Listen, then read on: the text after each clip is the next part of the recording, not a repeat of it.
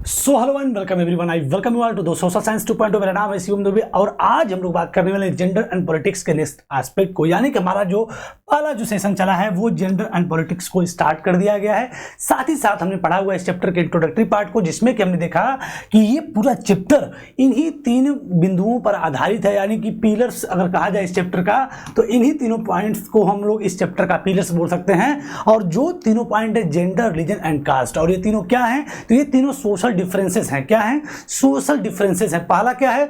Social differences on the basis of gender, and second one is that social differences on the basis of religion, and third one जो कि last है social differences on the basis of caste. यानी समाज में तमाम प्रकार के differences already exist किया करते हैं, लेकिन उन सभी डिफरेंसेस में से तीन प्रमुख डिफरेंसेस की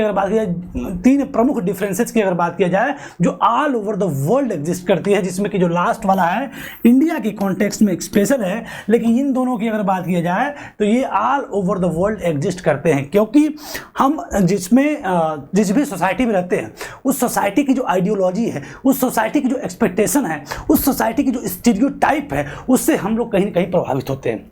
तो इसी प्रकार की सोशल एक्सपेक्टेशन और सोशल स्टीरियोटाइप हमें जेंडर के पर्सपेक्टिव में देखने को मिल जाती है। तो जिसको हमने कल के सेशन में स्टार्ट कर दिया था और देखा था कि किस प्रकार से सेक्सुअल डिवीजन ऑफ लेबर आपका समाज में सोशल एक्सपेक्टेशन और सोशल स्टीरियोटाइप की वजह से क्रिएट हो चुका था मेल और फीमेल को लेकर। हम जानते हैं कि जो सेक्स होता है और जो जेंडर होते हैं ये दो अलग अलग एस्पेक्ट होते हैं। सेक्स और जेंडर क्या होते हैं? दो अलग अलग एस्पेक्ट होते हैं, जबकि समाज में इन दोनों को इक्वल ट्रीट किया जाता है। मान लिया जाता है कि सेक्स और जेंडर क्या है? Both are same. जबकि हम जानते हैं कि sex is a biological characteristic of human body, यानी कि एक बायोलॉजिकल कैरेक्टरिस्टिक होती है। वहीं पे जेंडर जो होता है सोशल कंस्ट्रक्ट होता है। क्या होता है? सोशल कंस्ट्रक्ट होता है। सामाजिक एक्सपेक्टेशन, सोशल एक्सपेक्टेशन और स्टीरियोटाइप, सोशल एक्सपेक्टेशन और स्टीरियोटाइप की वजह से ये क्रिएट होता है। जिसमें कि कोई लड़का पैदा हो रहा है, लड़की पैदा होती है, तो ये तो नेचुरल है और अनचेंजेबल है। लेकिन एक लड़की की क्या विशेषता उसके साथ जोड़ दी जाती है, एक लड़के के साथ उसकी क्या विशेषता जोड़ दी जाती है, तो ये जोड़ने का काम नेचर नहीं करता है, ये अनचेंजेबल नहीं होता, ये समाज करता है। तो जेंडर को जो आप कहते हैं कि ये क्या है, नेचुरल और अनचेंजेबल है, तो बिल्कुल ये गलत बात है। ये however it is not based on biology, ये बायोलॉजी पर बेस्ड नहीं होता है, बल्कि जेंडर जो सिस्टम है वो सोशल एक्सपेक्टेशन और स्टीरियोटाइप पर बेस्ड होता है। तो इसी को हम लोग पढ़ रहे थे, जिसमें कि हमने देखा कि इसी स्टीरियोटाइप, इसी आइडियोलॉजी की वजह से समाज में पब्लिक और private division on the basis of gender हमें देखने को मिल जाता है। यानी कि मेल लिंग के आधार पर मेल और फीमेल के बीच में पब्लिक और प्राइवेट डिवीजन कामों को लेके, पार्टिसिपेशंस को लेके कर दिया जाता है डिवीजन। अब जब हम जानते हैं कि differences are not threaten for democracy, एक लोकतंत्र के लिए जो डिफरेंसेस होते हैं आर नॉट थ्रेटन, वो गड़बड़ नहीं है। लेकिन जब वो differences convert into diversity, differences convert into division, then the real problem will be exist. यानी कि जब वो डिफरेंसेस जो डिवीजन में कन्वर्ट हो जाए, समाज बट जाए उस डिफरेंसेस की वजह से, तब मेन प्रॉब्लम जो है पैदा होती है। सो स्टार्ट करें तो हमने पढ़ा था कि boys and girls are brought up to believe that the main responsibility of women is house work and bringing up children. हमने मान लिया था बॉयज और गर्ल्स के प्रति हमारी जो सिस्टम थी, वो थिंकिंग प्रोसेस हमारे समाज की जो है वो इस तरीके से है कि जो घर की देखभाल, हाउस वर्क करना है, मतलब महिलाओं का जो काम है, बच्चों की देखभाल करना है, घर परिवार के अंदर का जो जितने भी काम होते हैं उसको करना है। वहीं पे पुरुषों का जो रिस्पॉन्सिबिलिटी है, आउटसाइड वर्क जो है, घर से जितने भी बाहर के काम होते हैं उन कामों को करने की रिस्पॉन्सिबिलिटी पुरुषों की होती है। And this is reflected in sexual division of labour. ये कहीं ना कहीं सेक्सुअल डिवीजन ऑफ लेबर को रिफ्लेक्ट करता है, जो कि हमने कल के सेशन में ऑलरेडी पढ़ा हुआ है। आप उसको जाके देख सकते हैं, और आपको पसंद आए तो इस चैनल को like, share and subscribe and share with your loving one कर भी सकते हैं। सो इसी के साथ women do all work inside the home such as cooking, cleaning, washing clothing, tailoring, looking after the children. ये सभी कार्यों को अंजाम महिलाएं देती हैं। घर के जितने भी अंदर के सारे काम हैं उन सभी कार्यों को महिलाएं करती हैं। और जितने भी घर के आउटसाइड द वर्क, यानी वर्क आउटसाइड द होम, जितने भी घर के बाहर के काम होते हैं उनको पुरुष करते हैं। लेकिन क्या ये रियल फैक्ट है? क्या ये नेचुरल है? क्या ये अनचेंजेबल है? तो नहीं, ये बिल्कुल एक सोशल एक्सपेक्टेशन और सोशल स्टीरियोटाइप पर बेस्ड है। ये चीजें हमको बिल्कुल समझ में आ चुकी। घर का काम करने की रिस्पॉन्सिबिलिटी, ये जो विचारधारा है, ये जो कैरेक्टरिस्टिक महिलाओं के साथ जोड़ दिया गया है, ये समाज ने जोड़ा है। किसने जोड़ा है? समाज ने जोड़ा है। वहीं पे जब हम अभी आगे पढ़ेंगे कि जितने भी नॉर्डिक कंट्री हैं, स्वीडन है, फिनलैंड है, नॉर्वे है, इन सभी देशों में इसका जस्ट अपोजिट भी देखने को मिलता है, इक्वल भी देखने को मिलता है। मतलब महिलाओं के काम को पुरुष भी कर सकते हैं, पुरुष के काम को महिलाएं भी कर सकती हैं। यहाँ पे एक टर्म आया था सेक्सुअल डिवीजन ऑफ लेबर, तो हमने कल इसको भी देखा था कि एक सिस्टम ऐसा जिसमें कि all work inside the home, घर के अंदर के सभी काम क्या करे, या तो महिलाएं करें या तो महिलाएं किसी के माध्यम से उसको संपन्न कराए, खत्म कराए। अब इसके बाद पब्लिक और प्राइवेट डिवीजन, हमने क्या देखा? पब्लिक और प्राइवेट डिवीजन, इसके अंतर्गत ये हमने देख लिया। फिर इसके बाद हमने क्या देखा कि if it is not men that cannot do housework, they simply think that it is for women to attend these things, and when these jobs are paid, men are ready to do of this work। महिलाएं, ऐसा नहीं कि पुरुष नहीं कर सकते, कर सकते हैं, लेकिन वो चाहते हैं, उनको लगता है, उनका बिलीफ है कि नहीं, ये काम को अटेंड करने के लिए महिलाएं ही हैं, और वो पुरुष भी इन कार्यों को करते हैं। कब? जब ये काम के लिए क्या दिया जाए? दाम दिया जाए, यानी काम को पेड वर्क बना दिया जाए, तो पुरुष भी इस काम को करने के तैयार होते हैं। क्योंकि हम जानते हैं बड़े बड़े होटलों में शेफ्स आज भी वर्तमान समय में भी पुरुष ही एग्जिस्ट करते हैं। इन विलेज की बात करें तो महिलाएं, जो ऐसा नहीं कि महिलाएं सिर्फ घर का ही काम करती हैं, महिलाएं बाहर का भी काम करती हैं, फेच वाटर हो, कलेक्ट फ्यूल हो, और फील्ड में काम करना हो, ऐसे काम ग्रामीण क्षेत्र में महिलाएं करती हैं बाहर के कामों को। वही अर्बन एरिया की बात करें तो पुअर वुमेन जो है डोमेस्टिक हेल्पर की तरह काम करती हैं, जबकि जो मिडिल क्लास की जो महिलाएं होती हैं वो ऑफिस में काम कर सकती हैं। यानी कि हम समझ चुके हैं कि महिलाएं घर का भी काम करती हैं, बाहर के काम करती हैं, लेकिन अगर ये दोनों काम को करते हैं तब भी इनके कामों को कोई वैल्यूज और कोई रिकॉग्निशन नहीं मिलता है। यहाँ तक हम लोगों ने क्या कर लिया था? इस टॉपिक को पढ़ लिया था। अब उसके एस्पेक्ट में अगले एस्पेक्ट में बात करें जेंडर एंड पॉलिटिक्स की, तो लिखा है the result of this division. इस डिवीजन के फलस्वरूप जो रिजल्ट आया of labour is that all the women constituted half of the humanity, their role in public life specially politics is minimal in most societies. हम जानते हैं all over the world की बात करें, ह्यूमैनिटी की बात करें, तो महिलाओं का जो रोल है हाफ ऑफ द ह्यूमैनिटी है, जितने पुरुष उतनी महिलाएं हैं। भाई संख्या की बात नहीं कर रहा है, एक ओवरऑल कंस्ट्रक्ट पूरे वर्ल्ड के क्रिएशन की बात कर रहा है कि महिलाओं का जो रोल है उसमें आधे का है। लेकिन अगर बात करें उनकी पॉलिटिक्स में उनकी रिप्रेजेंटेशन की, तो बहुत सारी सोसाइटी की बात करें, पब्लिक लाइफ की बात करें, तो उनका रोल मिनिमल है, बहुत ज़्यादा कम है। Earlier only man were allowed to participate in the public affair. यहाँ तक कि हम जानते हैं कि पब्लिक अफेयर्स में पार्टिसिपेट करने का सिर्फ और सिर्फ राइट किसके पास है? पुरुषों के पास है। एंड वोट्स की बात करें, कॉन्टेस्ट फॉर पब्लिक ऑफिसेस की बात करें, तो इसमें जो है महिलाओं को इसमें पार्टिसिपेट करने का अलाउंस नहीं है, बल्कि सिर्फ मेन आर अलाउड, सिर्फ पुरुष इसके लिए क्या है? अलाउड है। एंड ग्रेजुअली जब ऐसा हो रहा है, मतलब पुरुषों को ही सिर्फ इसमें इस सभी स्फेयर में, पब्लिक स्फेयर में पार्टिसिपेट करने के लिए अलाउ किया जा रहा है, महिलाओं को पब्लिक अफेयर्स में पार्टिसिपेट करने के लिए अलाउ नहीं किया जा रहा है, तो gradually gender issue was raise in the politics. जल्द ही अब जो है जेंडर इशू, इस प्रकार का जो जेंडर इशू है अब पॉलिटिक्स में क्या होने लगा? रेज होने लगा। अब रेज होने लगा, उसको एक दिशा मिल गई जब फेमिनिस्ट मूवमेंट उसमें जुड़ गए। अब ये फेमिनिस्ट मूवमेंट क्या होते हैं? वो लोग जो पुरुष और महिलाओं की इक्वलिटी की बात करते हैं। किसकी बात करते हैं? पुरुष और महिलाओं की इक्वलिटी की बात करते हैं। For example, there were agitation in different countries for the extension of voting rights to women, जिसमें कि जानते हैं वर्ल्ड की बात करें, तमाम वर्ल्ड के अलग अलग कोनों में एजिटेशंस होने लगे। भाई जब इतने सारे भेदभाव आपके शुरू हो गए, वो भी on the basis of sex, जिसको हम लोग जेंडर कंसीडर करके हमने सेक्स के साथ क्या करना शुरू कर दिया? भेदभाव करने लगे। महिलाएं हैं तो महिलाएं पब्लिक अफेयर्स में नहीं रहेंगी, पुरुष है तो पुरुष जो है प्राइवेट अफेयर्स में नहीं रहेगा, पब्लिक अफेयर में रहेगा। तो इस प्रकार से जब उनको हर चीज़ के लिए उसके साथ उनको लगने लगा कि हमारे साथ डिस्क्रिमिनेशन हो रहा है, तब ये मुद्दा पॉलिटिक्स में क्या होने लगा? रेज होने लगा।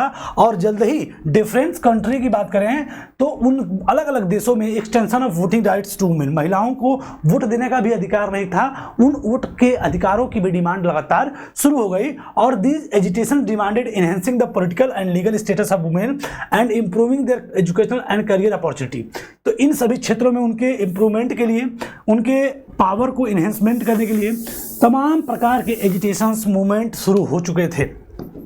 The agitations demanded enhancing the political and legal status. महिलाओं के पॉलिटिकल और लीगल स्टेटस की बात करें तो उसमें इनहेंसमेंट करने के लिए, उसमें बढ़ोतरी करने के लिए, उसमें बेहतरी के लिए अब तमाम प्रकार के उनके इंप्रूवमेंट्स, उनका एजुकेशनल लाइफ हो या करियर अपॉर्चुनिटी की बात हो, उन सभी सिस्टम में इंप्रूवमेंट के लिए तमाम प्रकार के education world wide different parts of the world अब शुरू हो चुके थे, क्योंकि महिलाओं को एकता, इक्वलिटी, समानता का अधिकार, इन सब तमाम मुद्दों के लिए अब तमाम प्रकार के एजुकेशन मूवमेंट अब ऑल ओवर द वर्ल्ड शुरू हो गए।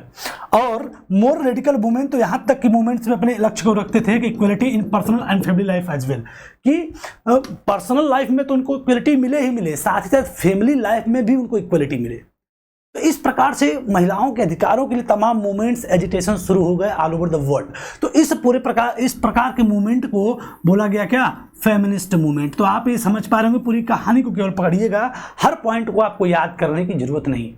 हमने देखा कि जेंडर डिवीजन समाज में शुरू हो गया, जिसकी वजह से पब्लिक और प्राइवेट डिवीजन हो गया। जब पब्लिक और प्राइवेट डिवीजन हो गया तो अब जो है महिलाओं के साथ तमाम फील्ड में, हर स्फेयर में देखा जाए तो भेदभाव होने लगा, जिसकी वजह से ये मुद्दा धीरे धीरे पॉलिटिक्स में क्या होने लगा? रेज होने लगा। और जिसकी वजह से कुछ जागरूक लोग, कुछ जागरूक महिलाएं, कुछ जागरूक व्यक्ति समाज के ये फेमिनिस्ट मूवमेंट को लॉन्च करते हैं। फेमिनिस्ट मूवमेंट में एक बार समझ लीजिए कि पुरुष और महिलाओं के बीच इक्वलिटी की डिमांड करने वाले लोग, ये लोग all over the world voting rights की बात करें, लीगल स्टेटस की बात करें, पॉलिटिकल एंड लीगल स्टेटस की बात करें, करियर अपॉर्चुनिटी की बात करें, एजुकेशन सिस्टम की बात करें, हर फील्ड में इनके जो है क्या बोल सकते हैं, इनके डिमांड को अपने एजुकेशन के माध्यम से रखने लगे, इनकी बातों को रखने लगे कि इनके पास साथ भी इक्वलिटी होनी चाहिए, साथ ही साथ पर्सनल लाइफ में इक्वलिटी होनी चाहिए, साथ ही साथ फैमिली लाइफ में भी इक्वलिटी होनी चाहिए। इन सब तमाम बातों को अब मूवमेंट के माध्यम से, एजुकेशन के माध्यम से अब रखा जाने लगा। अब जब रखा जाने लगा तो इसका आउटकम क्या आया कि political expression of gender division and political mobilisation on this question help to improve women's role in political public life. तो जब भाई आपका कोई मुद्दा पॉलिटिकल एरिना में चला गया तो अब धीरे धीरे उनके जो पॉलिटिकल मोबिलाइजेशन होने लगा और तमाम प्रकार के इस जेंडर डिवीजन के प्रति जो पॉलिटिकल मोबिलाइजेशन होने लगा, इस क्वेश्चन ने इंप्रूव किया women's role in public life, यानी महिलाओं की स्थिति को क्या किया? पब्लिक लाइफ में सुधार किया। कैसे किया? We now find women working as scientists, doctor, engineers, lawyers, managers and college and university teachers which were earlier not considered suitable for women। जो रोल महिलाओं के लिए पहले सुटेबल नहीं माने जाते थे, अब उन रोल के लिए महिलाओं को भी क्या किया जाने लगा? अप्रोच मिलने लगा। महिलाएं उन सभी रोलों में, उन सभी अभिनय में, उन सभी रूपों में काम करते हुए देखने को मिल जाती हैं, चाहे वो साइंटिस्ट का मामला हो, चाहे डॉक्टर्स के रूप में हो, चाहे इंजीनियर्स के रूप में हो, चाहे लॉयर्स के रूप में हो, चाहे टीचर्स के रूप में हो। अब महिलाएं हर फॉर्मेशन में, हर फॉर्म में हमें देखने को मिलने लगी, बिकॉज ये जो पॉलिटिकल एक्सप्रेशन हुआ, क्या हुआ? पॉलिटिकल एक्सप्रेशन हुआ किसका? जेंडर इशू का। जब जेंडर इशू को पॉलिटिक्स में जाके एक्सप्रेस कर दिया गया तब महिलाओं का जो रोल है पब्लिक लाइफ में वो कहीं ना कहीं इंप्रूव होने लगा, सुधरने लगा, जिसकी वजह से वुमेन वर्तमान एरिना में हमें वर्किंग एज काम करते हुए देखने को मिल जाती हैं। Scientist, doctor, engineers, lawyers, manager, इन तमाम रूपों में महिलाएं काम करते हुए देखने को मिल जाती है। एक आवश्यक सूचना यह है कि आपकी सीबीएसई ने अपना लेटेस्ट सैंपल पेपर 2025-26 के लिए लॉन्च कर दिया है। इसका सेशन आज शाम को आपको इसी चैनल पे देखने को मिल जाएगा, जिसमें कि पूरी कंप्लीट एनालिसिस किया जाएगा कि कैसे पेपर के पैटर्न को सीबीएसई ने अपनी बार लॉन्च किया हुआ है। साथ ही साथ अगर बात करें इस नोट्स की, तो आप जो है इस नोट्स को पढ़ रहे हैं, मत समझिए कंप्लीट एनसीईआरटी पढ़ रहे हैं। एनसीईआरटी की एक एक लाइन को इलैबोरेट किया जा रहा है। तो आई होप आपको सारे पॉइंट समझ में आ रहे होंगे, और आप ये पढ़ रहे हैं तो इसका मतलब ये है कि आप लाइन बाय लाइन एनसीईआरटी पढ़ रहे हैं। ये आपके दिमाग में बिल्कुल चीज़ें घर कर देनी चाहिए कि आप कंप्लीट एनसीईआरटी पढ़ रहे हैं। आप बुक सामने रखे ना रखे, आप समझिए कंप्लीट एनसीईआरटी पढ़ रहे हैं। So, in some parts of the world, for example, Scandinavian countries such as Sweden, Norway, Finland, the participation of women in public life is very high. और एग्जाम्पल की बात कर रहा है तो स्कैंडिनेवियन कंट्री, जिसको नॉर्दर्न यूरोप पार्ट, यूरोप का जो उत्तरी हिस्सा जैसे स्कैंडिनेवियन कंट्री या नॉर्डिक कंट्री। देखिए, नॉर्डिक कंट्री और स्कैंडिनेवियन कंट्री उन्हें कहा जाता है जैसे कि जिसके तीन हिस्से क्या बोल सकते हैं उसको, तीन हिस्से उसको क्या बोल सकते हैं, पानी से घिरे हो, क्या हो, पानी से घिरे हो। और उसमें जैसे कि आपके स्वीडन आ गया, नॉर्वे आ गया, फिनलैंड आ गया, ये सभी जो स्कैंडिनेवियन कंट्रीज हैं, जैसे हम इसको बोल सकते हैं प्रायद्वीप, प्रायद्वीप, क्या बोल सकते हैं, प्रायद्वीपी देश उनको बोल सकते हैं। तो ये तीन तरफ से क्या होते हैं, पानी से घिरे रहते हैं और एक तरफ जमीन से जुड़े रहते हैं। एक तीन तरफ पानी से और एक तरफ जमीन से क्या रहते हैं, जुड़े रहते हैं। तो यूरोप के नदर्न पार्ट को आप देखेंगे, उत्तरी हिस्से को देखेंगे तो वहाँ पे सभी देश देखने को मिल जाएंगे। तो स्कैंडिनेवियन कंट्री, नॉर्डिक कंट्री, जैसे स्वीडन, जैसे नॉर्डिक कंट्री में 5 देश आते हैं, स्वीडन स्कैंडिनेवियन कंट्री में 3 देश आते हैं। तो आपके स्वीडन, नॉर्वे, फिनलैंड ये सभी स्कैंडिनेवियन में आते हैं। इसमें 2 देश और आप जोड़ देंगे तो वो आ जाएंगे नॉर्डिक कंट्रीज पे। खैर ये आपको याद नहीं रखना है, लेकिन आप समझिए कि यूरोप के कुछ देश हैं जैसे स्वीडन, नॉर्वे, फिनलैंड, इसमें तो महिलाओं के जो पार्टिसिपेशन, महिलाओं के पब्लिक लाइफ में, पब्लिक स्फीयर में जो पार्टिसिपेशन है बहुत हाई है। क्या है, बहुत हाई है। तो एज कम्पेयर विथ मेल की बात करें, जैसे कि वहाँ पे लगभग 44 पॉइंट समथिंग आपका अगर मैप देखेंगे आपकी एनसीईआरटी बुक में देखने को मिल जाएगा चार्ट कि लगभग 42 या 44% महिलाओं का रोल पब्लिक लाइफ में देखने को मिल जाता है। वहीं पे India bottom of the country है, लगभग 11.समथिंग% आपका जो है इंडिया में महिलाओं का रोल। ये 2018 का डेटा है, 18-19 का डेटा है। महिलाओं का जो पार्टिसिपेशन है पब्लिक स्फीयर में लगभग 11.2%, अभी आगे आपको मिलने वाला है पार्लियामेंट्री सिस्टम में। वहीं पे फिनलैंड, नॉर्वे, इस सब में 44-42% देखने को मिल जाता है महिलाओं का रोल पब्लिक लाइफ में। तो वही चीज कह रहा है कि in some parts of the world the example of Scandinavian countries such as Sweden, Norway, Finland the participation of women in public life is very high. वहाँ पर पब्लिक लाइफ महिलाओं की क्या है, बहुत ज़्यादा है। तो हमने देखा कि जेंडर डिवीजन समाज में फैला हुआ था, जिसको लेके तमाम एजुटेशन हुए, उसको पॉलिटिक्स में उठाया गया, जिसकी वजह से उनकी महिलाओं की स्थिति कुछ सुधरी भी, इम्प्रूव भी हुई, जिसकी वजह से महिलाएं हमें तमाम रूपों में आज वर्तमान समय में डॉक्टर, इंजीनियर्स, लॉयर्स, साइंटिस्ट के रूप में काम करते हुए हमें देखने को मिल जाती है। और साथ ही साथ स्कैंडिनेवियन कंट्रीज़ की अगर बात करें तो वहाँ पर महिलाओं का जो पब्लिक स्फीयर में रोल है वो काफ़ी ज़्यादा है। ये तो हो गया कंप्लीट एस्पेक्ट, लेकिन अब हम पढ़ेंगे इसको इंडियन एस्पेक्ट में। किसमें पढ़ेंगे, इंडियन कॉन्टेक्स्ट में पढ़ेंगे कि इंडियन कॉन्टेक्स्ट में महिलाओं की स्थिति क्या है और क्या क्या समस्याएं थी, कैसे उसको निजात लाया गया। स्टार्ट करें नेक्स्ट टॉपिक की। तो लिखा है कि in our country women still lag much behind men despite some improvement since independence. ठीक है, our is still a male dominated patriarchal society. ये आपको शब्द याद रखने होगा, male dominated patriarchal society. Matriarchal नहीं, पैट्रियार्कल। पैट्रियार्कल मतलब होता है पितृसत्तात्मक, पुरुष प्रधान समाज। हमारा जो सोसाइटी है पुरुष प्रधान समाज है। आज भी वर्तमान में देखा जाए सरकार तमाम योजनाओं को लाकर, जैसे कि राशन कार्ड में जो है महिलाओं का जो है नाम ऊपर कर दिया, अब उसको घर का मुखिया बना दी। लेकिन कुछ ही समय पहले की स्थिति है कि घर के परिवार जो मेल वर्ग था वही मुखिया रहता था, महिलाएं नहीं रहती थी। ऐसी तमाम चीज़ें समाज में आज भी, कोई और बैठक होती है, मीटिंग होती है, कोई भी चर्चा होती है तो पुरुष ही पार्टिसिपेट करता है। तो ऐसा नहीं कि महिलाएं ही पार्टिसिपेट करें, कोई भी करे, लेकिन हाँ ये चीज़ें देखने को मिल जाती हैं। तो कह रहा है कि हमारा जो समाज है मेल डोमिनेटेड है। क्या है, मेल डोमिनेटेड पैट्रियार्कल सोसाइटी है। पैट्रियार्कल सोसाइटी है, पितृसत्तात्मक देश है। और वर्तमान में हमारे देश में देखा जाए तो वुमेन आज भी मतलब महिलाएं जो हैं आज भी पुरुषों से क्या है, पीछे। पब्लिक लाइफ की अगर बात की जाए, किसी भी लाइफ की बात की जाए तो महिलाएं आज भी उनसे काफ़ी पीछे हैं। सिंस इंडिपेंडेंस से लेकर अब तक की अगर बात कर दें तो भी इंप्रूवमेंट हुआ है, कुछ ऐसा नहीं है, लेकिन फिर भी उनको पीछे ही कंसीडर किया जाता है। और हमारा समाज की बात करें तो आज भी मेल डोमिनेटेड पैट्रियार्कल सोसाइटी है।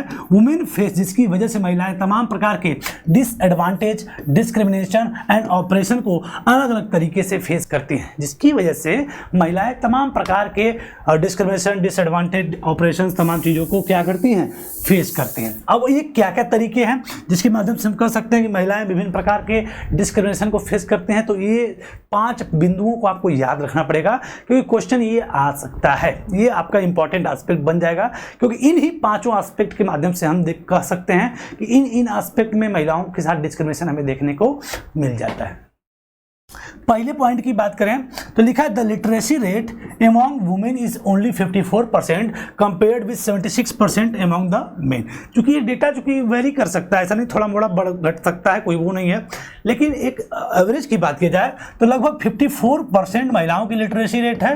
और वहीं पुरुषों की बात करें लिटरेसी रेट की तो पुरुषों की 76% लिटरेसी रेट है। यानी साक्षरता दर की अगर बात करें तो जितने, अगर 100 में से 76 पुरुष अगर लिटरेट हैं तो वहीं पे 100 महिलाओं में से 54 महिलाएं यानी 54 महिलाएं क्या हैं, लिटरेट हैं। लिटरेसी रेट में भी उनका देखिए रेशियो आपको क्या मिलता है, पीछे देखने को मिलता है कि literacy rate among women is only 54%, compare करते हैं अगर हम पुरुषों की तुलना में जिनका है 76%। और ड्रॉप आउट रेट की बात करें सॉरी, ड्रॉप आउट रेट की बात करें अमंग गर्ल्स में तो बहुत ही ज़्यादा हाई है। क्या है? बहुत ही हाई है। ड्रॉप आउट रेट मतलब विद्यालय छोड़ने का जो व्यवस्था है, उनकी कॉलेज की शिक्षा, बड़ी शिक्षा नहीं हो पाती है, बिकॉज पेरेंट्स जो प्रेफर करते हैं to spend their resource for their boys education rather than spending equally on their sons and daughter. क्योंकि देखिए ड्रॉप आउट रेट भी महिलाओं में जाता है, लिटरेसी रेट भी बहुत कम है, और ऐसा कारण बताया जा रहा है कि जो पेरेंट्स होते हैं वो प्रेफर करते हैं कि जो उनका सन चाइल्ड है, यानी जो बॉय चाइल्ड है, जो लड़का है, उसके ऊपर अपने रिसोर्स को, पैसे को ज़्यादा हम ज़्यादा खर्च करेंगे as compare with girl child. यानी कि लड़कियों की तुलना में अगर एक पिता के 2 बच्चे हैं, एक लड़के एक लड़की, तो अपने सभी रिसोर्स को या जो भी है मैक्सिमम रिसोर्स को अपने बॉय चाइल्ड के ऊपर खर्च करना चाहता है as compare with girl child. तो जिसकी वजह से उनके अंदर ड्रॉप आउट रेट भी देखने को कम मिलता है, ड्रॉप आउट रेट बहुत ज़्यादा देखने को मिलता है, और साथ ही साथ लिटरेसी रेट बहुत कम देखने को मिल जाता है एज कम्पेयर विथ मेल, क्या बोल सकते हैं, मेल कम्युनिटी। ये हो गया हमारा पहला बिंदु। दूसरा बिंदु की बात करें कि no wonder the proportion of women among the highly paid and valued job still is very small। महिलाओं के लिए बात करें, हाईली पेड और वैल्यूड जॉब की कमी आज भी है, मतलब अच्छे जॉब्स की और अच्छे पैसे वाले जॉब्स की आज भी जो है कमी देखने को मिलती है एज कम्पेयर्ड विथ मेन। और साथ ही साथ एक डेटा भी दे रहा है कि on an average an Indian women work 1 hour more than an average man every day. एक पुरुष की तुलना में एक महिला जो है पर डे की बात किया जा रहा है 1 आवर मोर देन वर्क करती है, 1 घंटे ज़्यादा काम करती है। एक महिला जो है पुरुष की तुलना में 1 घंटे पर डे ज़्यादा काम करती है। Yet much her work is not paid and therefore of it not values. फिर भी उनके कार्यों की कोई कीमत नहीं है, ना ही उसकी कोई वैल्यूज है। यानी कि इसको डेटा को बता रहा है कि आज भी इसमें कोई आश्चर्य की बात नहीं है कि जो प्रोपोर्शन ऑफ वुमेन है among the highly paid and valued job still is very low, still is very small, बहुत कम है और कम है। इसके बावजूद भी ये कहा जा रहा है कि महिलाएं जो है पुरुषों की तुलना में 1 घंटे पर डे ज़्यादा काम करते हैं, फिर भी उनके काम की कोई वैल्यूज़ और कोई रिकॉग्निशन नहीं है। तो ये 2 पॉइंट हम देख लिए किसमें, कि जो जिन माध्यमों के माध्यम से जिन दोनों पॉइंट्स के माध्यम से कह सकते हैं कि women face disadvantage, discrimination and operation in various ways. Third point की बात करें तो लिख रहा है द इक्वल रिम्यूनरेशन एक्ट 1976, 1976 में इसके लिए इक्वल रिम्यूनरेशन एक्ट यानी कि समान पारिश्रमिक एक कानून बनाया गया कि समान काम के लिए समान वेतन, क्या समान कार्य के लिए समान वेतन का एक नियम लाया गया 1976 में, जिसके माध्यम से ये सिस्टम था कि it provide that the equal wages should be paid to equal work. यानी अगर कोई पुरुष हो या महिला हो या कोई व्यक्ति हो, अगर समान काम करता है तो समान वेतन मिलेगा। ये एक एक्ट बना 1976 में जिसको बोला गया द इक्वल रिम्यूनरेशन एक्ट 1976। फिर भी in almost all area of the work from sports and cinema to factories and field women are paid less than men and even when both do exactly the same work. फिर भी जो है अगर वो दोनों same work करती है, चाहे कोई फील्ड हो, चाहे स्पोर्ट्स की फील्ड हो, सिनेमा का फील्ड हो, चाहे फैक्ट्रीज हो फील्ड हो, किसी फील्ड में, जबकि इक्वल रिम्यूनरेशन एक्ट 1976 में लागू कर दिया गया है कि समान काम के लिए समान वेतन, फिर भी जो है चाहे कोई फील्ड की बात कर लें तो इन सभी फील्ड में women are paid less than man, even जबकि दोनों क्या करें, समान काम करें, तब भी उनको जो है उनसे कम ही पेमेंट मिलती है। And the next point is that कि in many parts of India parent prefer to have son and find way to have the girl child aborted before she is born. अब भारत के अलग अलग पार्ट्स की बात करें, अलग अलग हिस्सों की अगर बात करें, तो पेरेंट्स जो है सन को ही ज़्यादा क्या करते हैं, प्रेफर करते हैं, लड़कों की क्या करते हैं, ज़्यादा प्रेफर करते हैं, जिसके लिए वो तमाम रास्तों को, तमाम हथकंडों को अपनाते हैं। किसके लिए, कि उनके पास सन हो, बॉय चाइल्ड ही हो। अगर कोई गर्ल चाइल्ड है, उनकी सूचना उनको मिल जाती है, या कोई ऐसा तरीका अपनाते हैं वो जिसकी वजह से अगर उनको सूचना लगती है और उनकी इच्छा क्या है कि सन मतलब कि बॉय चाइल्ड हो, क्या हो, बॉय चाइल्ड हो, जिसके लिए वो तमाम तरीकों को अपनाते हैं और इसके लिए तमाम प्रकार के system parent prefer to have son and find ways to have the girl child aborted. अगर कोई गर्ल चाइल्ड है तो उसका अबॉर्शन कर दिया जाता है, अबॉर्टेड कर दिया जाता है बिफोर शी इज बॉर्न। चीज़ें भी देखने को मिलती है भारत के अलग अलग कोनों में, अलग अलग हिस्सों में। अब वर्तमान में कंडीशन क्या है, कानून सख्त है, सारी व्यवस्थाएं दुरुस्त चल रही हैं, ऐसा कोई नहीं है वर्तमान में। थोड़े मोड़े जो भी पार्ट्स ऑफ इंडिया में कहीं कहीं होते होंगे, लेकिन इस तरीकों को भी अपनाया जाता है, because parent prefer to have son. Parents जो है किसको प्रेफर करते हैं, सन्स को, जिसकी वजह से such sex selective abortion led to a decline in child sex ratio, जिसकी वजह से चाइल्ड सेक्स रेशियो भी क्या हो गया, डिक्लाइन हो गया। चाइल्ड सेक्स रेशियो क्या कहते हैं कि 1000 पुरुषों पे नंबर ऑफ गर्ल चिल्ड्रेन पर 1000 बॉयज, 1000 लड़कों पे लड़कियों की संख्या को क्या कहा जाता है, child sex ratio. Child sex ratio, ये पॉइंट भी याद रखिएगा। और इस प्रोसेस की वजह से आपका जो है चाइल्ड सेक्स रेशियो क्या हो गया, डिक्लाइन हो गया। क्या हो गया, डिक्लाइन हो गया, जो कि अभी आप इस मैप में समझेंगे। इन द कंट्री मेयरली करा है कि in the country to the merely 919 as the map shown, this ratio has fallen below 850 or even 800 in some state। किसी स्टेट में 950 है, किसी में 850 है, कहीं कहीं तो 800 भी हमें देखने को मिल जाता है। यानी कि 1000 लड़कों पे नंबर ऑफ गर्ल्स की संख्या कितनी, 800 भी हमें देखने को मिल जाती है। भारत के ही तमाम राज्यों की अगर बात करते हैं, जैसे आप देख पा रहे होंगे ये मैप, तो ये जो फील्ड है, ये जो ग्रीन वाला आपको दिख रहा है, इसमें लगभग 950 तक इसमें चाइल्ड सेक्स रेशियो है। यहीं पर इस पार्ट की अगर बात करें, उत्तर प्रदेश, मध्य प्रदेश, दिल्ली वाले क्षेत्र की बात कर दे, तो यहाँ पे लगभग 9 से लगभग 925 930 तक चाइल्ड सेक्स रेशियो यहाँ पे देखने को मिलता है। और साथ ही साथ यहाँ पे कुछ क्षेत्र ऐसे भी हैं, जैसे कि ये जो पार्ट आप देख रहे हैं, ये वाला कलर्ड पार्ट देख रहे हैं, यहाँ पे लगभग 900 तक चाइल्ड सेक्स रेशियो देखने को मिलता है। और भी कुछ ऐसे हिस्से हैं, और भी कुछ हिस्से हैं, क्या बोल सकते हैं आपको, इन सभी हिस्सों में तो कहीं कहीं 875 से भी कम है। यानी कि चाइल्ड सेक्स रेशियो वहाँ पे और भी ज़्यादा कम है। यानी 1000 लड़कों पर जो लड़कियों की संख्या है जो अधिक से अधिक जा रही है, तो लगभग 951 तक ही जा रही है। 1000 पर 1000 नहीं देखने को मिल जाता है। यानी कि चाइल्ड सेक्स रेशियो इंडिया में आज भी वेरी कर रहा है। क्या कर रहा है, वेरी कर रहा है। और इसके बाद अगले एस्पेक्ट की बात करें तो लिखा हुआ है कि there are reports of various kinds of harassment, exploitation and violence against women. और कह रहा है कि इसके अलावा, ये तो एस्पेक्ट हो गया, इसके अलावा विभिन्न प्रकार के हरासमेंट, एक्सप्लॉयटेशन और वायलेंस अगेंस्ट वुमेन भी हमें देखने को मिल जाता है। साथ ही साथ ये भी कहा जा रहा है कि अर्बन एरिया जो है become particularly unsafe for women. जो शहरी क्षेत्र है उनको जो महिलाओं के लिए काफ़ी अनसेफ माना जाता है। क्या माना जाता है, अनसेफ माना जाता है। और साथ ही साथ they are not safe even within their own home from beating, harassment and other form of domestic violence. और यहाँ तक कि वो घर में भी पूरी तरीके से सुरक्षित नहीं है, ये डेटा भी हमें बता रहा है। तो हमने देख लिया कि किस प्रकार से आपका पैट्रियार्कल सोसाइटी और तमाम चीज़ों जो सोसाइटी में सोशल स्टीरियोटाइप, सोशल एक्सपेक्टेशन है, उसकी वजह से तमाम एस्पेक्ट में महिलाएं, वुमेन फेस करते हैं डिसएडवांटेज को, डिस्क्रिमिनेशन को और ऑपरेशंस को। ये हमने देख लिया। अब जो ये हुआ कि इसको कैसे हम जो है टैकल कर सकते हैं, कैसे इसको हम लोग हैंडल कर सकते हैं। क्योंकि हम रुक नहीं रहे, लगातार कंटेंट एक के बाद हम लोग चलते चले जा रहे हैं। आप ध्यान से अगर पूरे सेशन को देखते हैं तो सारे पॉइंट आपके क्रिस्टल क्लियर हो जाएंगे। सो नेक्स्ट पॉइंट में बोल रहा है कि in India the proportion of women in legislature has been very low. अब हमको लग गया कि ये जो समस्याएं अगर हम पॉलिटिक्स में रेज कर देते हैं, पॉलिटिकल रिप्रेजेंटेशन कर देते हैं, तो शायद हम इस समस्या को क्या कर लें, हल कर लें। लेकिन पॉलिटिक्स में इसकी स्थिति क्या है, थोड़ा सा इसको हम लोग पहले जान लेते हैं।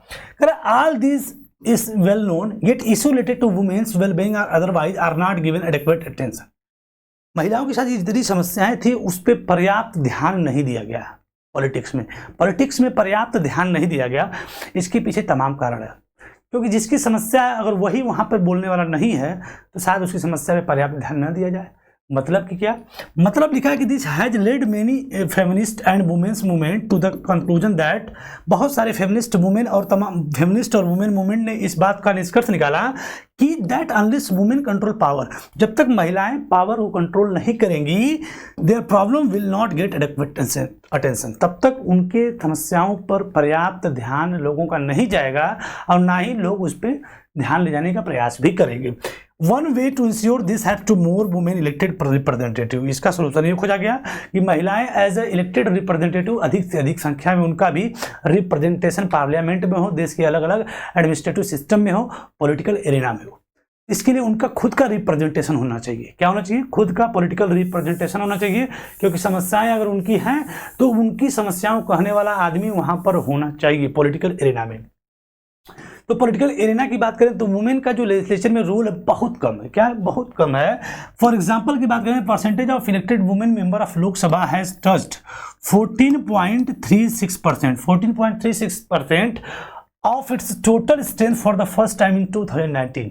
2019 का डेटा आपको दिखा रहा है कि 2019 की बात करें, 2019 की बात करें तो लोकसभा में उनकी जो संख्या इलेक्टेड वुमेन मेंबर की अगर बात करें तो पहली बार 14.36%, लगभग 15% आपकी जनसंख्या यानी 100 और पार्लियामेंट के मेंबर्स हैं तो उसमें से सिर्फ 15 महिला मेंबर हैं।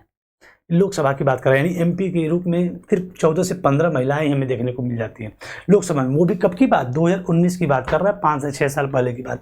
और यहाँ तक तो ठीक है, लेकिन स्टेट असेंबली की अगर बात करें, स्टेट असेंबली की बात करें तो वहाँ पे उनका रिप्रेजेंटेशन 5% से भी कम है। 5% से भी वहाँ उनका जो रिप्रेजेंटेशन कम है। ये डेटा क्या बता रहा है कि महिलाओं का जो मतलब वो पॉलिटिकल एरिना में पॉलिटिकल एरिना में जो है इंक्लूड होना चाहती हैं, जाना चाहती हैं, लेकिन वहाँ पे स्थिति उनकी काफ़ी जो है उनका रिप्रेजेंटेशन बहुत कम है। तो वो अभी उस पर नज़र डाल रहा है कि लोकसभा की बात करें तो 2019 के अनुसार उनका जो रिप्रेजेंटेशन 14.36% है। वहीं पे स्टेट असेंबली की बात करें तो उनका रिप्रेजेंटेशन ओनली 5% देखने को मिल जाता है। And in this respect India is among the bottom group of the nation in the world. India is behind the average for several developing country. तमाम देशों से अगर कंपेयर किया जाए पार्लियामेंट में वुमेन के रिप्रेजेंटेशन को, तो भारत की जो महिलाओं का रिप्रेजेंटेशन है पार्लियामेंट में bottom of the country when compared it with other form of government या other country of the world. विश्व के अलग अलग देशों से जब कंपेयर किया जाता है तो महिलाओं का जो रोल है पार्लियामेंट्री सिस्टम में, लेजिस्लेचर में, वो अदर कंट्री की तुलना में सबसे बॉटम में आता है। भारत में महिलाओं की स्थिति, महिलाओं का रिप्रेजेंटेशन, जिसमें कि नॉर्डिक और स्वीडन, मैंने बताया नॉर्डिक कंट्रीज में लगभग 42 से 43% वहाँ पे महिलाओं का रिप्रेजेंटेशन पार्लियामेंट में देखने को मिलता है। वहीं पे यूएसए में लगभग 23 से 24% देखने को मिलता है। भारत की बात करें तो लगभग भारत में 11.2% रिप्रेजेंटेशन महिलाओं का पार्लियामेंट्री सिस्टम में देखने को मिल जाता है। यानी कि भारत जो है महिलाओं के रिप्रेजेंटेशन में, लेजिस्लेचर में हो, पार्लियामेंट्री सिस्टम में हो या फिर किसी प्रकार की गवर्नमेंट मशीनरी में हो, तो उसमें महिलाओं का जो रोल है बहुत ही बॉटम ऑफ द कंट्री में, उस लिस्ट में, सभी देशों की लिस्ट में सबसे बॉटम में आता है। ये चार्ट आपकी बुक में दिया गया है, उसको आप देख सकते हैं। So in the government cabinets are largely all male even when a women become the chief minister और prime minister of the country. अगर कोई महिला प्राइम मिनिस्टर या चीफ मिनिस्टर बनती भी है तो उसके कैबिनेट में बड़ी संख्या में सिर्फ मेल कैंडिडेट, मेल जो है male all even male member ही उसमें जो है मेल कैबिनेट मंत्री हो या फिर मेल मेंबर हो, मैक्सिमम लोग मेल कैंडिडेट ही होते हैं। फिर भी अगर कोई महिला प्रधानमंत्री या मुख्यमंत्री बन भी जाए तो उसके कैबिनेट में मैक्सिमम मेल ही होते हैं, पुरुष ही होते हैं। सो हमने देख लिया कि आखिर सोल्यूशन इसका क्या है। तो सोल्यूशन के लिए पॉलिटिकल रिप्रेजेंटेशन जरूरी है, ठीक है। पॉलिटिक्स में उसकी स्थिति क्या है, पॉलिटिकल एरिना में उनका रिप्रेजेंटेशन कितना % है, उसको हमने देख लिया। सो लास्ट में सोल्यूशन कहा गया कि सोल्यूशन इसका ये आया कि one way to solve this problem to make it legally binding to have fair proportion of women in the elected bodies, कि जो वुमेन का जो रिप्रेजेंटेशन है इलेक्टेड बॉडीज में उनका फेयर शेयर क्या कर दिया जाए, लीगली बाइंड कर दी जाए कि उनका एक फेयर शेयर होगा, मतलब कुछ सीटें उनके लिए आरक्षित कर दी जाए, जिसके लिए कुछ कदम भी उठाए गए। जैसे कि हुआ था कहाँ पे, पंचायती राज एंड म्यूनसिपालिटीज में। पंचायती राज ने जैसा डन किया था, लोकल गवर्नमेंट में लगभग 1/3 सीटें क्या कर दी थी, रिजर्व कर दी थी। क्या कर दी थी, रिजर्व कर दी थी, जिसकी वजह से हम जानते हैं कि 1/3 of seat local government bodies in panchayat and municipalities are now reserve for women, जिसकी वजह से लगभग 10 लाख रिप्रेजेंटेटिव, कितना 10 लाख से अधिक इलेक्टेड रिप्रेजेंटेटिव रूरल और अर्बन लोकल बॉडीज में हमें देखने को मिल जाते हैं। मतलब सीटें आरक्षित कर देने की वजह से गवर्नमेंट बॉडीज में, इलेक्शंस में, लोकल गवर्नमेंट में, पंचायती राज में, म्यूनसिपालिटी, म्यूनसिपल कॉर्पोरेशन में महिलाओं की जो सीट है लगभग 1/3 सीटें रिजर्व कर दी गई, जिसकी वजह से 10 लाख से अधिक elected representative as a women काम करते हुए हमें देखने को मिल जाती हैं। तो सेम उसी तरीके से कह रहा है कि women are organisation and activist had been demanding that a similar reservation at a list of 1/3 seat in Lok Sabha and state assembly for women.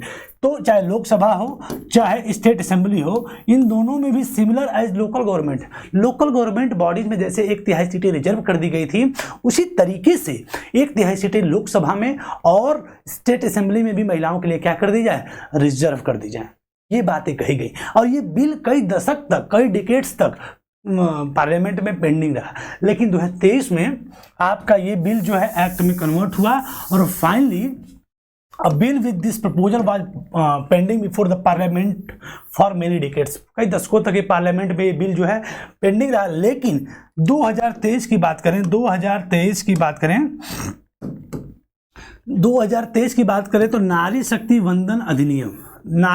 वंदन अधिनियम जिसको हम लोग वुमेन रिजर्वेशन एक्ट बोलते हैं, क्या बोलते हैं, वुमेन रिजर्वेशन एक्ट 2023 बोलते हैं, हैज बीन पास्ड। वो क्या हो चुका है, पास हो चुका है और वो बिल कन्वर्ट इनटू एक्ट, वो क्या बन चुका है, बिल बन चुका है, कानून, which will give 33% reservation for seats for women in Lok Sabha and state legislative assembly and also Delhi assembly. इसकी वजह से चाहे लोकसभा हो, चाहे स्टेट असेंबली हो, चाहे दिल्ली की बात करें, दिल्ली असेंबली की बात हो, तो उसमें महिलाओं को लगभग 1/3 सीटें महिलाओं को लिए रिजर्व कर दी गई। यानी कि आपने देखा कि जो जेंडर एंड पॉलिटिक्स था, जेंडर का जो इशू था पॉलिटिक्स में, उसको रेज किया गया, क्योंकि जेंडर के साथ जेंडर डिवीजन, जेंडर डाइवर्सिटी की वजह से जेंडर डिवीजन क्रिएट हुआ, जिसकी वजह से एक कम्युनिटी के साथ, फीमेल कम्युनिटी के साथ, वुमेन के साथ तमाम प्रकार के डिसएडवांटेज, डिस्क्रिमिनेशन होने लगे और इन डिस्क्रिमिनेशन के लिए उनको सोल्यूशन लगा कि उनकी बातें पॉलिटिक्स में रेज की जाए, तभी उसका सोल्यूशन आ सकता है। लेकिन पॉलिटिक्स में रेज करेगा तो कौन, क्योंकि उनके रिप्रेजेंटेटिव वहाँ पे है ही नहीं। तो सबसे पहली बात, उनके अपने रिप्रेजेंटेशन को वहाँ पे बढ़ाना पड़ेगा, तब जाके वो एम्पावर्ड हो पाएंगी। तो इसके लिए चेक किया गया तो बताया गया कि लोकसभा में लगभग 14.36% 2019 में पहली बार देखने को मिला उनका रिप्रेजेंटेशन। वहीं पे स्टेट असेंबली में 5%।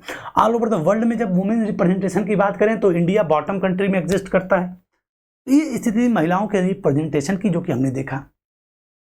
फिर हमने देखा कि इसका सोल्यूशन क्या कर सकते हैं। तो सोल्यूशन में हुआ था कि लोकल गवर्नमेंट बॉडीज में आप जानते हैं कि 1992 में ये चीज़ें कही गई थी, 1/3 सीटें रिजर्व कर दी गई महिलाओं के लिए, जिससे कि लगभग 10 लाख से अधिक women as a elected representative काम करने के रूप में काम करते हुए हमें देखने को मिल जाती हैं। तो वही बातें तमाम जो वुमेन ऑर्गेनाइजेशन और जो एक्टिविस्ट थे इस बात को भी लगे क्या करने, डिमांड करने के लिए सिमिलर रिजर्वेशन, इसी तरीके से रिजर्वेशन हमको भी लोकसभा में, यानी महिलाओं के लिए लोकसभा स्टेट असेंबली में भी कर दिया जाए। जो ये बिल बनके बड़े दिन तक प्रस्तावित था और लगभग कई डिकेड्स, कई दशक तक पेंडिंग रहा, लेकिन फाइनली 2023 में नारी शक्ति वंदन अधिनियम, यानी जिसको वुमेन रिजर्वेशन एक्ट 2023 बोलते हैं, उसके रूप में ये बिल पास होता है और ये बिल बन जाता है एक्ट। और फाइनली ये बातें 1/3 सीटें चाहे लोकसभा में हो, चाहे स्टेट असेंबली में हो, चाहे वो दिल्ली असेंबली में हो, महिलाओं के लिए क्या कर दी गई, आरक्षित कर दी गई। महिलाओं का रिप्रेजेंटेशन आपको 33% के रूप में देखने को मिल जाएगा। आने वाले समय में वो और भी ज़्यादा इंपावर्ड होगी। तो ये रहा आपका जेंडर एंड पॉलिटिक्स। और फाइनली 1-2 प्रश्न के साथ आपको ये चैप्टर छोड़ रहा है। और प्रश्न क्या है कि gender division is an example that some form of social division need to be expressed in politics. Gender division एक एग्जाम्पल है जिसके माध्यम से हम कह सकते हैं कुछ ऐसे सोशल डिवीजन है जिनकी आवश्यकता है कि उनको पॉलिटिक्स में रेज करें, उनको पॉलिटिक्स में क्या करें, उठाएं, उन मुद्दों पे चर्चा करें। This also show that disadvantage group do benefit when the social division become a political issue. और हम जानते भी हैं कि डिसएडवांटेज ग्रुप, भाई इस कहानी के माध्यम से, इस केस स्टडी के माध्यम से हमको तो यही समझ में आया कि जो डिसएडवांटेज ग्रुप होता है वो बेनिफिट पा सकता है। क्या पा सकता है, बेनिफिट पा सकता है जब वो अपने सोशल डिवीजन को क्या करे, बना दे, क्या पॉलिटिकल इशू, क्या बना दे, पॉलिटिकल इशू। तब वो उसको बेनिफिट, उस मुद्दे से उसको जो है इम्प्रूवमेंट, उसमें जो है उसको सुधार, उससे उसको लाभ मिल सकता है। यानी कि अगर जेंडर डिवीजन को कोई डिसएडवांटेज ग्रुप जो है पॉलिटिकल इशू बना दे तब उससे उसको कुछ लाभ मिल सकता है, जैसा कि नारी शक्ति वंदन अधिनियम और वुमेन, जिसको हम लोग वुमेन रिजर्वेशन एक्ट बोलते हैं, उसके रूप में महिलाओं को मिल चुका है। सो एक प्रश्न आपको छोड़ रहा है कि do you think that women could have made the gains we noted above, जो महिलाओं ने अधिकार पाए, जो लाभ पाए, जो कि हमने ऊपर देखा, if their unequal treatment was not raised in the political domain. तो कह रहा है कि do you think that women could have made the gain we noted above their unequal treatment was not raised in the politics. आप सोचते हैं, कह रहा है कि क्या आपको लगता है कि अगर जो मुद्दे, जो अनइक्वल ट्रीटमेंट महिलाओं के साथ हो रहा था, इन सभी इश्यूज को वो पॉलिटिक्स में रेज नहीं की होती, तो क्या जो लाभ वो बना पाए, जो लाभ वो पाए, क्या वो पाते? इस प्रश्न के साथ एनसीईआरटी छोड़ता है कि क्या अगर वुमेन या फिर जेंडर इशू को हाईलाइट पॉलिटिक्स में नहीं किया गया होता, तो क्या वो उन सभी लाभ को पा पाते जो उन्होंने पाया? तो इसी के साथ ये सोचने के लिए आपको एनसीईआरटी छोड़ के जाती है। और जेंडर एंड पॉलिटिक्स का ये सुंदर सा टॉपिक जो है कंप्लीटली हम लोग ने आज के सेशन में कंप्लीट के लिए तैयार कर लिया। कल हम लोग पढ़ेंगे रिलीजन, कम्युनलिज्म एंड पॉलिटिक्स। क्या पढ़ेंगे? Religion, communalism and politics. I hope आपको इस सेशन के सभी एस्पेक्ट बिल्कुल क्रिस्टल क्लियर हो गए होंगे। और जल्द ही जो ही 2 लेसन और बचे हैं उसको कंप्लीट करने के बाद हम लोग हर चैप्टर के 1 शॉर्ट को भी देखेंगे और सभी क्वेश्चन के, सभी चैप्टर के आंसर राइटिंग को भी हम लोग करेंगे। साथ ही साथ अपनी तैयारी को बेहतर तरीके से हर दिन रिवीजन मोड में भी लगाते रहेंगे, पढ़ते रहेंगे, समझते रहेंगे। सो आई होप इस आपका आज का सेशन जो है आपको समझ में आया होगा, सारे एस्पेक्ट आपके क्रिस्टल क्लियर हो गए होंगे। सो इसी के साथ आज के सेशन को हम लोग साइन ऑफ करते हैं। Thank you everyone, thank you. पढ़ते रहिए, मस्त रहिए। Thank you.